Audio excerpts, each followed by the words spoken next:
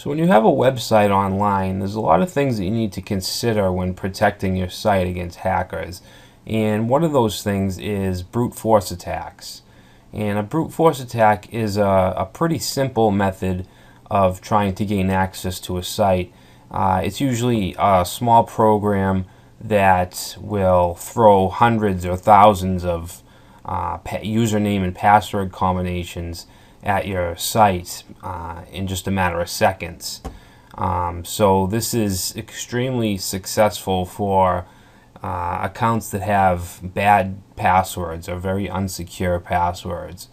If you have a site with your password as 123456, it'll be hacked in less than a minute using something like a hardcore brute force attack. And there's a few things you can do to really prevent this from happening, and these methods are really simple. So here I'm at wordpress.org, and they actually have a page that's dedicated to protecting your system from brute force attacks.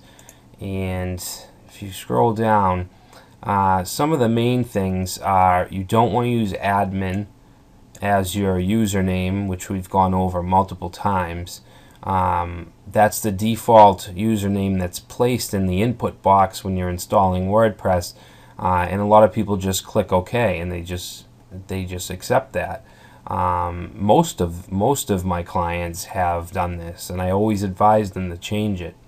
You want to use something different, because if someone's brute force attacking on a WordPress site, they're almost guaranteed to be using admin as the username and then throwing hundreds and thousands of passwords at it. Okay, so that's the first thing you want to do. Next, you want to have secure passwords, and we went over that in depth in section 2 of this part.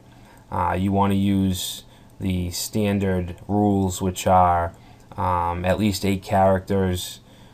You want to use at least one uppercase and one lowercase, and you want to use at least one symbol. Those 4 things will really secure you against this kind of thing. And you also want to use passwords that don't have dictionary words. So use initials or abbreviations rather than something like cat, dog. Those are the exact kind of passwords that these programs are looking to hack. And then down here we have some plugins. A few of them we've already went over, such as the limit login attempts. Any plugin that limits login attempts is extremely effective against brute force. And one that I want to take a look at is Brute Protect, which I have open over here, which we'll go over in a second. You also want to protect your server.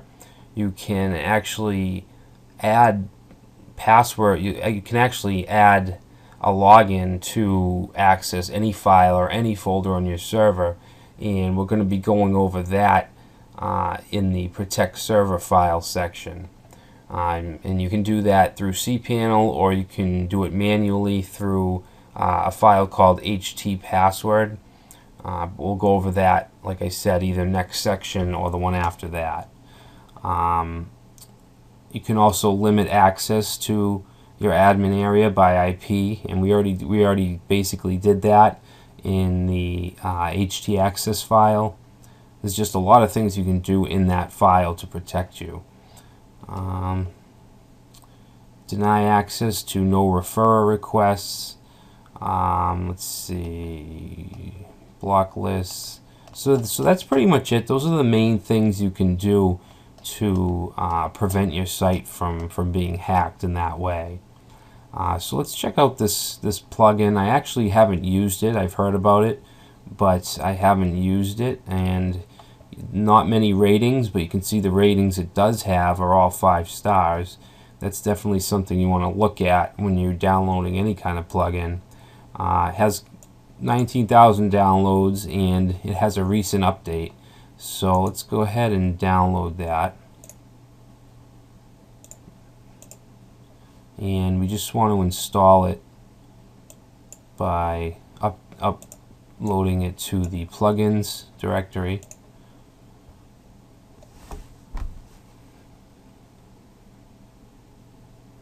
Alright, so let's go back to our WordPress installation and plugins. And I'm actually going to disable the Better WP security. I'm going to deactivate it because this has similar properties, and you usually only want one of these types of all-in-one security components. So let's activate this. Alright, so let's see. You need to obtain an API key, and we can do that for free. So let's do that. Okay, so get an API key. Okay, so it should be arriving in my email, so let's check that out.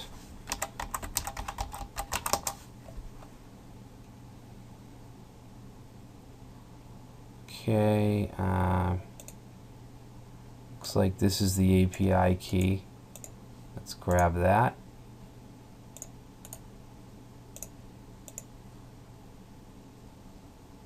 Alright, so now it looks like we're protected. You can see it opens this little area down here. General settings.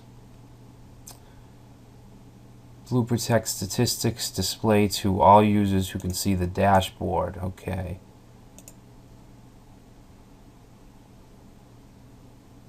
Alright, so there's not much going on here, I guess. What we do have is an IP whitelist where we can, this is where we would put our IP address that we want to be able to access the admin area. So it shows us my IP address here, and I'm actually going to put that in there and save.